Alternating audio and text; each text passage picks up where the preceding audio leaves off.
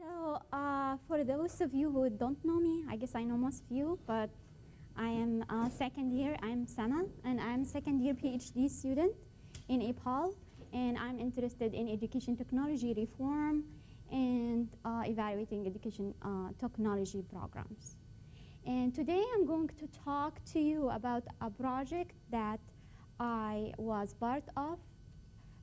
I took actually a course through Guestless Graduate School of Library and Information Science last semester, and I was involved in this project with a group of students and with Dr. Martin Wolski. So I'm going to present to you about my experience. Okay, so first of all, I'd like to acknowledge all the people in my group who worked in this project. The instructor is Dr. Martin Wolski. He's a professor and senior research scientist at the Graduate School of Library and Information Science, and he's also the director of Digital Inclusion Department at the University of Illinois. We took, the course that we took, it's called Community Informatics Studio, LIS 490, and a group of students worked in this project, and I was part of them. So Angie Stengel, she just graduated from Master in Guestless. Casey Mackay, also she graduated. Becky and also Kim Nabbles, they all worked in this, we all together worked in this project. So my project title is called How to Do a Digital Inclusive Community and in like underserved population.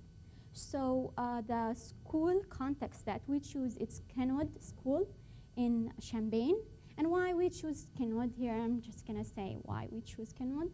Because Kenwood is just recently trying to adapt a new vision called Technology and Literacy for the Community.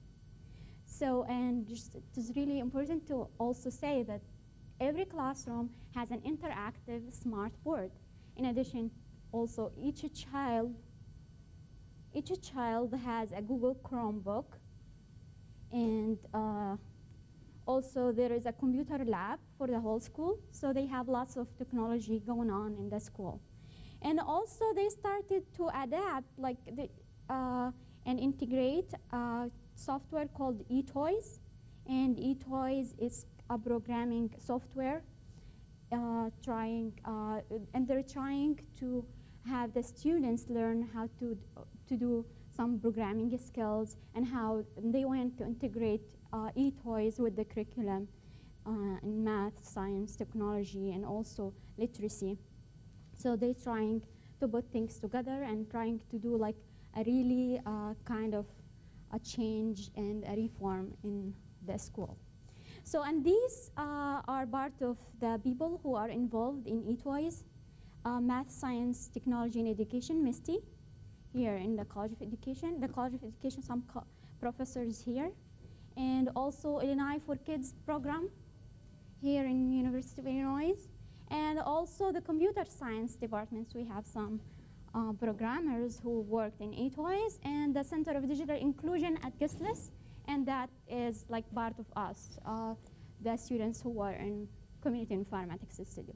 So it's really also really important to tell you that at Kenwood, they wanted to do like technology reform, but at the same time, more than 75% of the students are entitled for a free or reduced lunch. Like most of them are coming from poor families, and which is really kind of challenging. Like most of these parents do not have computers. Most of these parents do not have access to technology. So the question is here how to achieve, how to bridge the global, the digital divide between, school and home. How can we, work out, how can we make this technology reform successful? So that was the question that our group dealt with. And that is our question again. How can we build a relationship with Kenwood that would allow us to work towards their school motto, technology literacy for community? So here are the books that we read. So just this is like a little we read a lot of books and readings, but this is just part of these books. Becky is laughing because she was with me in this course.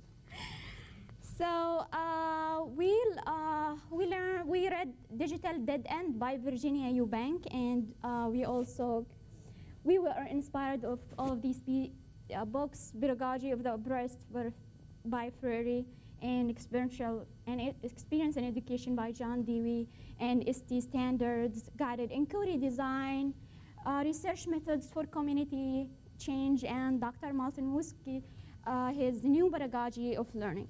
So I just wanted to say a little bit how we use these theories to plan our project and trying to bridge the digital divide between home and school. So working at Kenwood Elementary School with our community on informatics studio team was a unique experience, as our work was heavily influenced by multiple theorists and class discussion. Our initial research planning was highly influenced by Stoker 2013 and his strategic planning process in achieving a successful community change. So we wanted to do community change.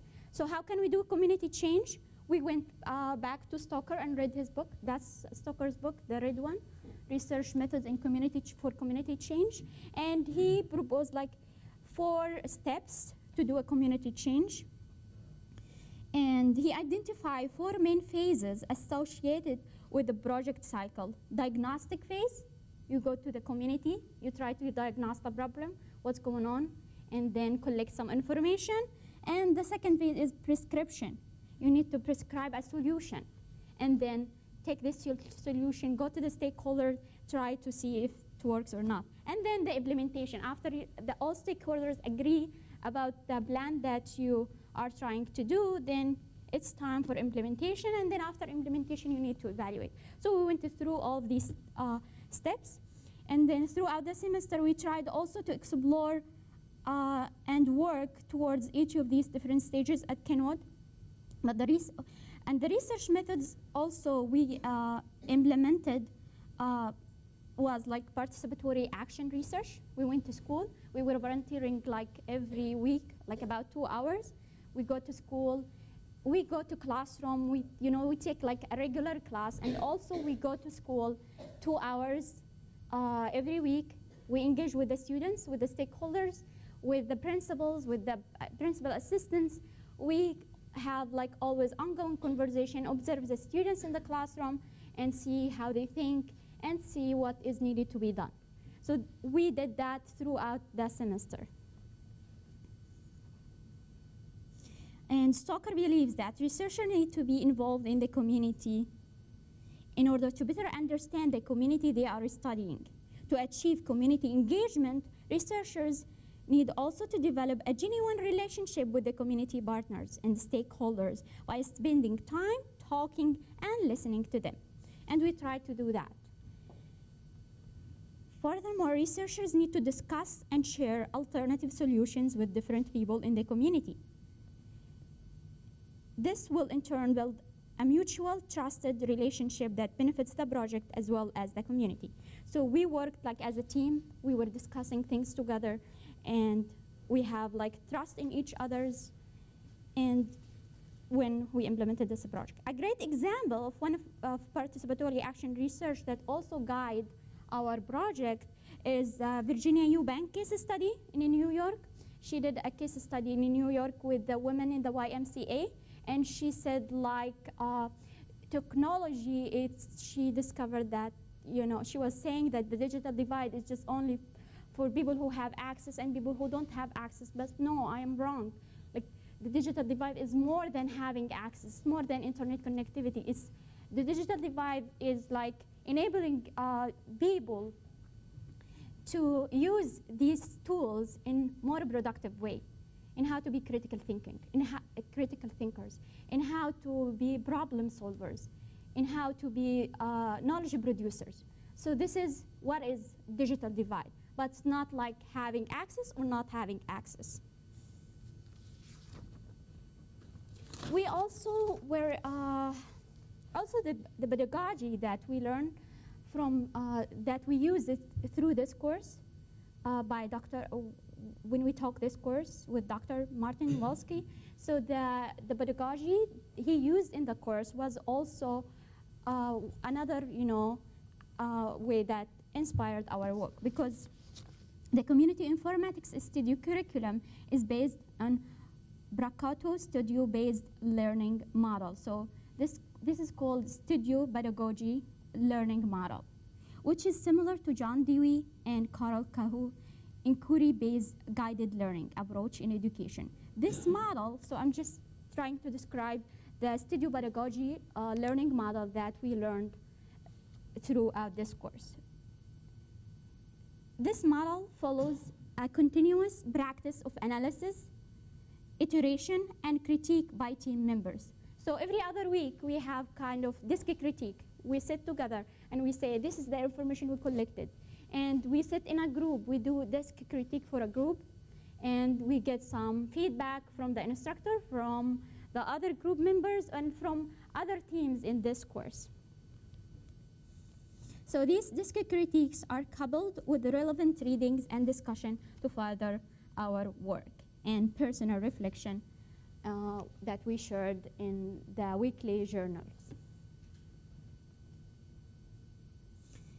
So, and then we will also, inspired by Kahlut's, I don't know how to spell his name. Anyway, it's about guided inquiry. This one, guided inquiry design. This purple book, and his approach in inquiry-based learning. So he says, like, the underlying concept of inquiry-based learning is considering a question or a problem that promotes extensive investigation on the part of the students. So we wanted to have students to be engaged in inquiry-based learning. We're not gonna just give them the tools and that's it. No, we want to engage them to discover and try to solve problems. So he says, through this idea, we decided that we did not need to lecture workshop participants. No. Instead, we sought to introduce families to different technological skills and then send them home with the computers to continue exploring on their own. Kahoot's theories also stress the importance of being active participants rather than being passive learners. We didn't want to be seen as teachers during the workshop, no, but fellow participants. We want everyone to be engaged at the same time. We didn't wanted to deliver the contents. And we were also inspired by Dewey's book, Experience in Education. Dewey taught us about popular education. What is popular education and learning by doing. Just as the title says, Dewey values the experience of the students as a valuable part of learning. Dewey puts less importance on the teacher and more importance on the students themselves and the knowledge they already have. With that in mind, we wanted to create a workshop where the voices of our participants would be heard and appreciated. By reading also Freire's book, Pedagogy of the Oppressed, we realized the importance of breaking down the banking model of education, where ideas and facts are just deposited into students. Instead, we recognized the importance of reflection in the learning process. Freire also discussed the concept of consciousness, which is the process of developing critical awareness of one's social reality through reflection and action. It emphasized using education as a means of consciously shaping the person and the society. So this is the theories we have learned. Okay. And then we tried putting things together, tried to do the logic model to make our, because the logic model is kind of visual presentation. It shows you all the things, the activities, what activities lead to what outcomes. So we started from back and backward and then move to the activities. Like the main goal of this workshop is just to achieve the school vision, which is technology, community, and literacy. We started to go back, identify the long-term outcomes, mid-term outcomes, short-term outcomes, and then the activities, what activities lead to these outcomes, and then the resources. So this is the logic model we have designed. So then getting ready, computer donation. Thanks for Carl Foundation Hospital, Parkland College, Milken Universities, and Busey Bank for donating their old PCs to this workshop. Thank you. And then getting ready, refurbishing the computers. So refurbishing the computer, we spent nights and nights in the guestless lab. Like refurbishing computers, trying to delete the old data and putting things together, make sure that everything is working and the desktop is okay. We delete everything, so we talk a lot, like we spend nights and nights in the guestless lab. So it's workshop time. Now we need to implement our workshop. So in implementing our workshop, we tried to divide, it was 1 day long from 9 to 4, and we decided to split our workshop into 2 sessions, morning session and afternoon session. Morning session, we covered the hardware and networks. Afternoon session, we covered software, Linux security, and eToys, the program that you're using, the school is using at school. So we wanted to familiarize people with this specific program at school. And actually, it's really good to mention that also this setup and this workshop design was also inspired by the discotheque model. The discotheque model for discovering technology developed from a desire to create a community learning space, promoting inquiry-based learning. The designing of the discotheque model follows a basic process of creating a shared vision, building together, performing outreach, using current resources, and reflecting.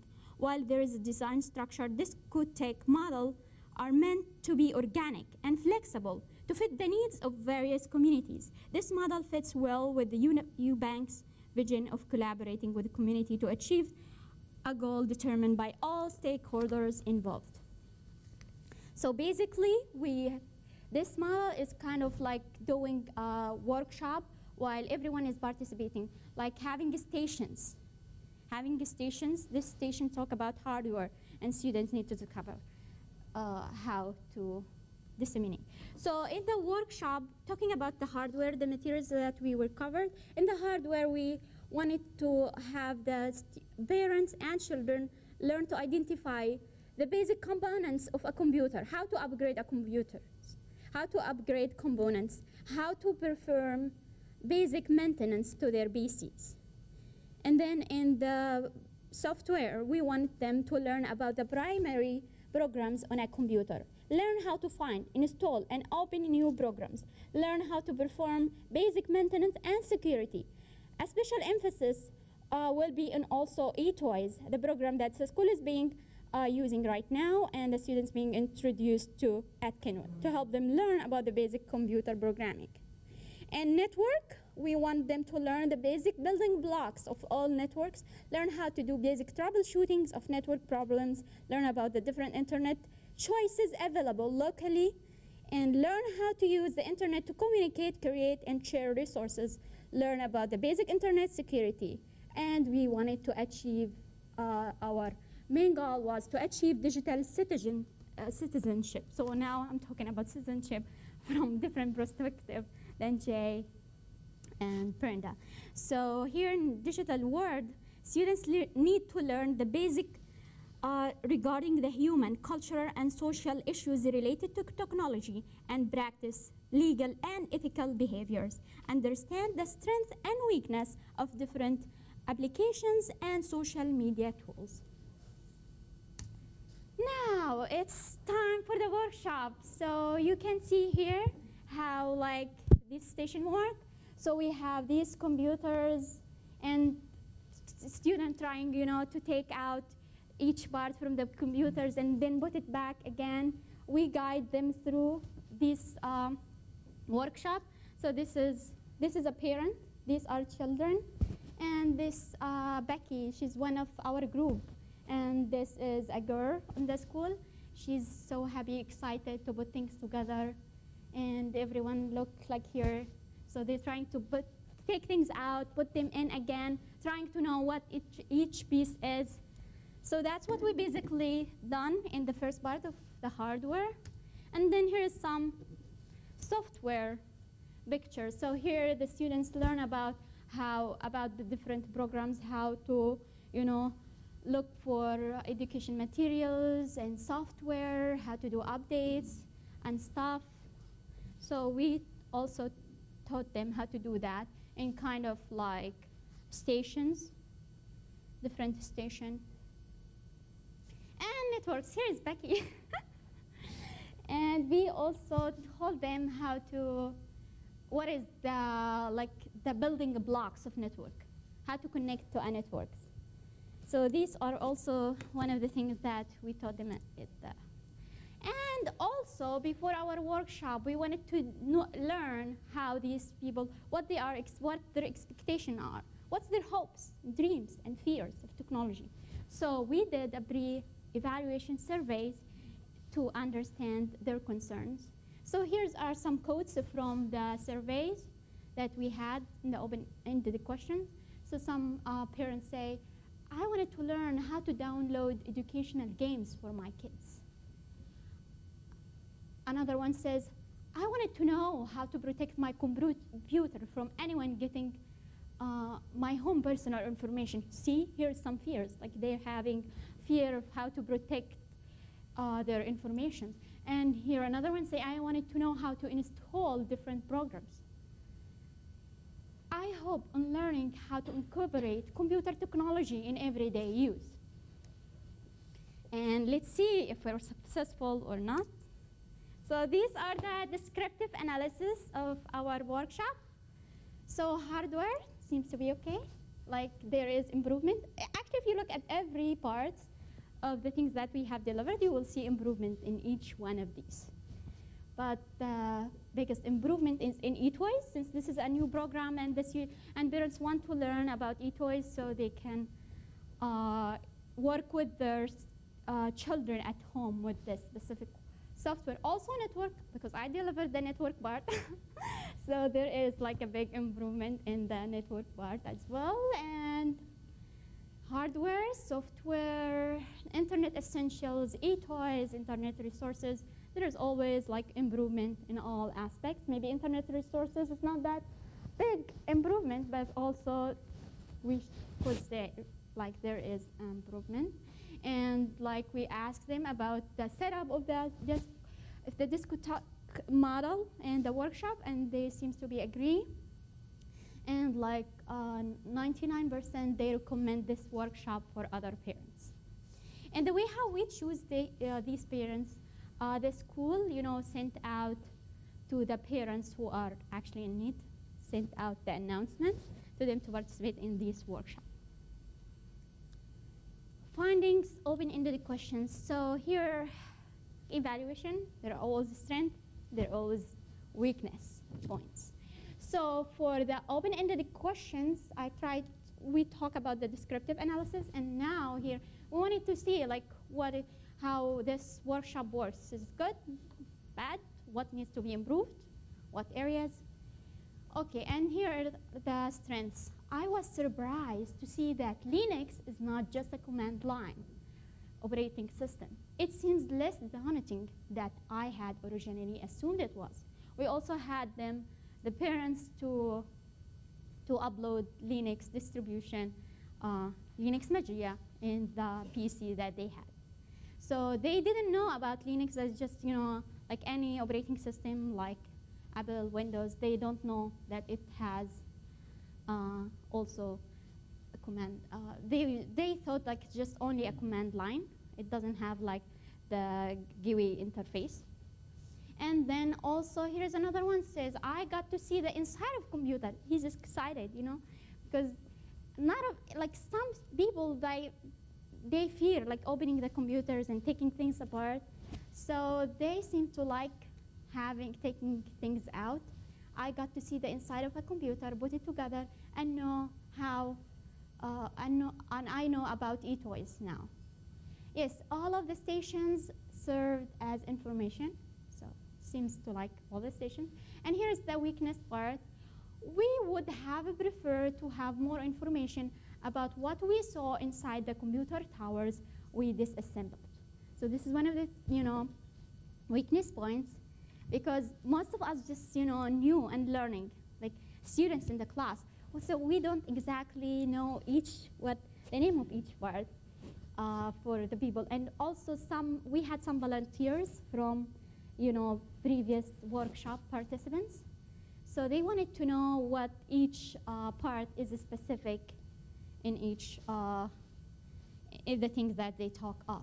So it was fun to see all of the components, but it would have been nice to see what they were and what they did. Okay, thank you. Sana, we ran out of time. Oh, okay, this is the last one. So in media, actually, this project has been in media. We had like, we've been in TV, we've been like in many news gazette, journals. It's been, you know, disseminated across the media and TV. And yes, it's a question party, my favorite.